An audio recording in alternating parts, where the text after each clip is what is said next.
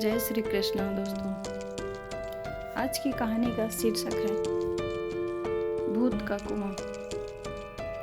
रायपुर गांव में अधिकतर लोग खेती करने वाले ही थे।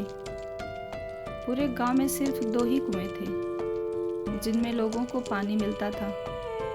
कुछ समय बाद गांव का एक कुआं पूरी तरह से सूख गया। अब पूरे गांव में लोग पानी की जरूरत के लिए एक ही कुएं पर निर्भर थे।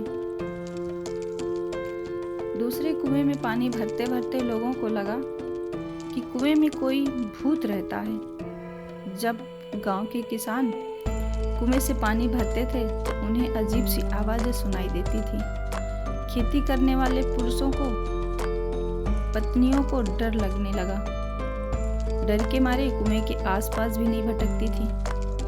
धीरे धीरे पूरे गांव में ये बात फैल गई कि कुआं में भूत रहता है।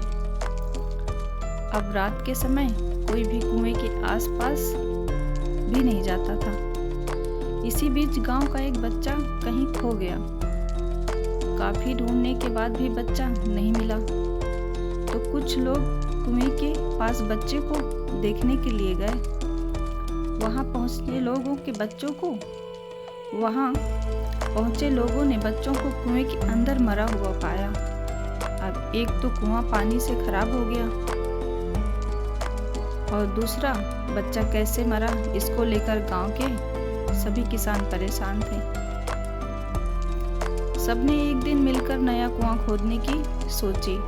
कुछ ही दिन में कुआं सबने खोद लिया और उसमें पानी भी आने लगा। अब पूरे गांव के लोग नए कुएं से ही पानी भरते थे और भूतिया कुओं की तरफ जाना सबने बंद कर दिया। बड़े लोग तो समझदार थे, इसलिए कुएं के आसपास नहीं जाते, लेकिन बच्चे वहां अक्सर खेलने के लिए चले जाते। एक दिन 4-5 बच्चे कुएं के पास खेल रहे थे। तभी एक बच्चा कुएं में गिर गया। उसके चीखने की आवाज़ सुनकर पूरे गांव के लोग दौड़ते हुए भूतिया कुएं के पास पहुंचे। उन्होंने कुएं के अंदर देखा तो बच्चा मरा हुआ दिखा। सबने उस बच्चे के साथ खेल रहे दूसरे बच्चों से पूछा, आखिर क्या हुआ? बच्चों ने कहा, वो खेलते खेलते पानी को देखने गया और अचानक कुएं में गिर गया। इस हादसे के बाद गांव ने तुरंत एक तांत्रिक को जाकर कुएं के पास बुला लिया। वहां पहुंचकर तांत्रिक ने बहुत सारे मंत्र पढ़े, जिसे सुनकर भूत सबके सामने आ गया। तांत्रिक ने अपनी विद्या का इस्तेमाल करके उस कुएं को छोड़कर जाने के लिए कहा। भूत ने तांत्रिक की बात को मानने से इनकार कर दिया। तांत्रिक ने पूछा, क्यों? तुम क्यों नहीं जाओगे? यहाँ अगर बच्चे मर रहे हैं इसलिए तुम्हें जाना ही होगा। भूत ने जवाब दिया, इस कुएं में सालों से मेरा पूरा खानदान रहता आ रहा है, मैं यहाँ से बिल्कुल नहीं जाऊंगा। इतना कहकर भूत कुएं के अंदर चला गया। अब तांत्रिक ने गांव के लोगों से कहा, इस कुएं के मुंह को ढक दो, ऐसा करने से किसी तरह के हादसे नहीं होंगे।